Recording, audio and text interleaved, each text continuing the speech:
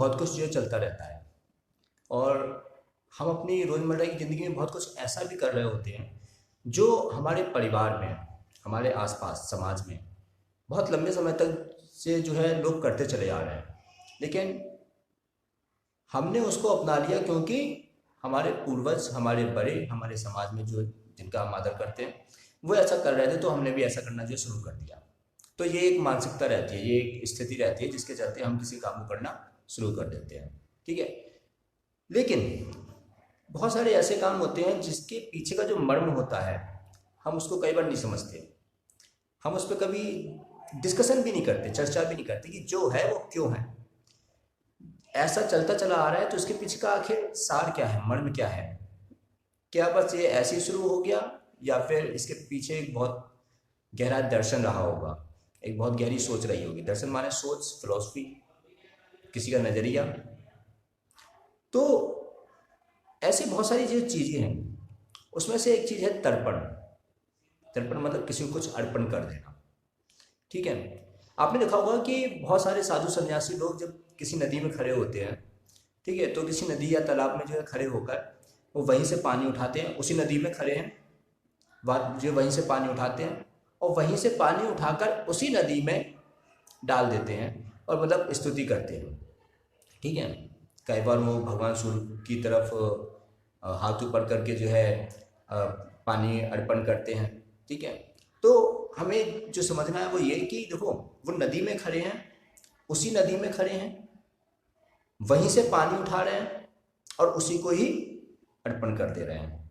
ठीक है, तो ये क्या है, अगर अर्पण ही करना था तो अपना कुछ जो है वहाँ पे जो है तर्पण करते, लेकिन ये क्या था कि वहीं से पानी उठाया और उसी को समर्पित कर दिया। देखो, अब इसके पीछे कितनी गहरी एक फिलॉसफी है, कितना गहरा एक दर्शन है कि जो कुछ भी हमारे पास आ रहा है वो दरअसल हमारा है ही नहीं। हम जहाँ से आए हैं और ये जो कुछ भी हमें अपने आसपास दिखता है, ये जिसके कारण भी है, हम उसी से लेकर उसी को अर्पण कर रहे हैं, है ना। अच्छा, अब इसके पीछे जो पॉइंट हो जाता है वो ये कि हमें अपना कुछ मानना नहीं है। जो मानने वाली बात है, यही दरअसल कई बार जो प्रॉब्लम क्रिएट करते हैं कि हम उसे मान लेते हैं इसलिए वो छूटता नहीं है, तो प्रॉब्लम क्रिएट होती है। ठीक है, तो तर्पण के पीछे का जो सार है, तर्पण के पीछे का जो सिद्धांत है, जो फिलॉसफी है, वो ये कि हमें ये ध्यान रखना है कि जो कुछ भी हमारे पास आ रहा है, तो जिसके कारण आ रहा है, जहाँ से आ रहा है, हमें वो उसी को वापस कर देना है। ठीक है, इसको और ज़्यादा अगर ब्रॉड मैनर में समझें और ज़्यादा विस्तृत तरीके से समझें तो देखो, हम शिक्षा क्यों ले रहे हैं? हम शिक्षा इसलिए ले रहे हैं ताकि हमारे दिमाग में जो है इस तरीके से जो चीज़ें आ जाए, हमारा दिमाग जो है इस तरीके से विकसित हो जाए ताकि हम ये समझ पाए कि हम क्यों हैं, क्या है, किस लिए हैं, और जहाँ से हम आए हैं हम उसी को अचीव कर सकें। इसलिए कर रहे हैं ना। अब कई लोग कहेंगे जॉब के लिए कर रहे हो, है ना, कि पढ़ लिख लोगे तो जॉब मिल जाएगी। चलो जॉब पे ही बात कर लेते हैं। तो जॉब इंसान क्यों कर रहा है? जॉब इसलिए इंसान कर रहा है ताकि जब इंसान जॉब करेगा तो जॉब से थोड़ा बहुत जो है पैसे आएंगे, बिजनेस से पैसे आएंगे, और उस पैसे से भौतिक सुख सुविधाओं के जो संसाधन है वो इकट्ठा करेंगे। ठीक है, तो एक हो सकता है, क्योंकि आशाओं पे कहते हैं ना दुनिया चलती है, तो हो सकता है कि उन पैसों से एक स्थिति ऐसी आए कि जब हमारा मन उन भौतिक सुख सुविधाओं की टेंशन से ऊपर हो जाए, और जब हमारा मन उन भौतिक सुख सुविधाओं की टेंशन से जो है ऊपर हो जाएगा, तो हम उसके बाद फिर उसी को खोजेंगे, हम उसी की तरफ जाएंगे जहां से हम आए हैं। तो अल्टीमेटली जो जॉब के पीछे या बिजनेस के पीछे का भी जो पर्पस है वो भी क्या है? वहीं पे जाना जहां से हम आए हैं। ठीक है, जिसे हम सत्य कहते हैं, जिसे हम ट्रुथ कहते हैं, जिसे हम कॉन्शियसनेस कहते हैं, जिसे हम चेतना कहते हैं। तो अल्टीमेटली जो हमारे आसपास पूरा सिस्टम चल रहा है वो चल ही क्यों रहा है? चल ही उसी के लिए रहा है। बस ये है कि हम कई बार जब उस चीज को भूल जाते हैं, जो भूल जाते हैं उसके कारण फिर प्रॉब्लम क्रिएट होती है। वो ध्यान रहेगा तो फिर हमें हमेशा ये भी ध्यान रहेगा कि जो कुछ भी चीज चल रहा है बस ये यात्रा है, डेस्टिनेशन नहीं है, आदि नहीं है, अंत भी नहीं है, बस एक यात्रा है, बीच का पड़ाव है जहाँ पे हम हैं। और हम ये सब कर ही इसलिए रहे हैं ताकि हम वहीं पे पहुंच सके जहां से हम आए हैं।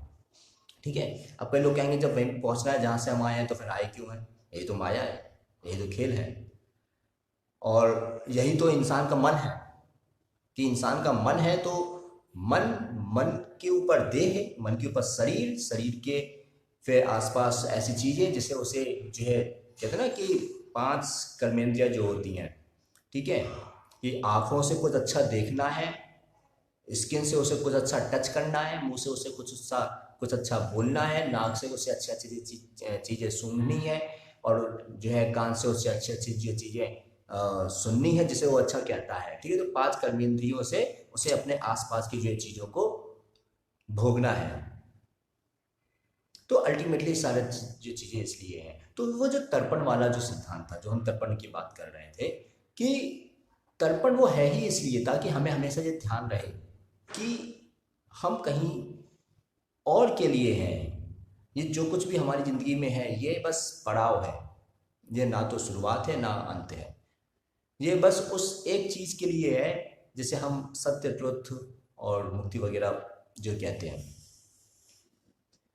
तो हम उस तर्पण की जो एक्टिविटी है, जो क्रिया है, उसके पीछे के उस सार को समझें, और अगली बार जब हम तर्पण करें, जहाँ हम किसी तालाब में है, नदी में है, या अपने घर में भी हैं, और जब हम पानी लेकर जो है किसी भगवान के नाम पर या किसी ईश्वर के नाम पर जो है जब हम उसको चढ़ाएं, तो हम इस बात का ध्यान रखें कि इसके पीछे का सार दरअसल ये है कि जहाँ से हम आए हैं वहीं पे हमें जाना है। पानी कहाँ से आया? पानी नदी से। पानी आप कहेंगे कि वो नगर निगम की सप्लाई से आया, वहाँ पे कहाँ से आया? वहाँ से जो है नदियों से आया। नदियों में कहाँ से आया? नदियों में जो है आपके बारिश से आया। बारिश में कहाँ से आया? बारिश में जो है जब भाप बनकर ऊपर उठा तो जो है बादलों में गया। तो अल्टीमेटली क्या है कि ऊपर से पानी आया, तुम्हारे पास आया, तुम उसे फिर जो है दर्पण के रूप में जो गिरा रहे हो, फिर वो जाएगा, फिर वो वापस वहीं पे पहुंच जाएगा, और इस तरीके से पूरा एक साइकिल चलती रहेगी। लेकिन इस बीच में, इस पूरी साइकिल में जो जो एक्टिविटी हो रही है, उस एक्टिविटी का सार क्या है, उस एक्टिविटी का मर्म क्या है, उस एक्टिविटी का जो है तत्व क्या है, उसको बस हमें समझना है, उसको हमें जो है कैच करना है। और मज़े की बात यही है कि अभी हमारे एजुकेशन सिस्टम में जो भी चीज़ें पढ़ाई जाती है, चाहे वो इतिहास, भूगोल और विज्ञान, ये सब है, लेकिन उसमें ऐसा कुछ नहीं पढ़ा जो है बताया जाता है कि तुम अपनी लाइफ में जो कुछ भी कर रहे हो उसका अल्टीमेट एम क्या है। तो अगली बार जब आप जो है किसी पानी को लेकर या किसी और चीज़ को लेकर अब किसी भगवान के नाम पर जो है अर्पण करें या तर्पण करें, तो इस बात को जो है ज़रूर ध्यान रखिएगा। तो इस वीडियो में सिर्फ इतना ही, फिर मिलेंगे अगली वीडियो में किसी नए टॉपिक के साथ। तब तक के लिए धन्यवाद।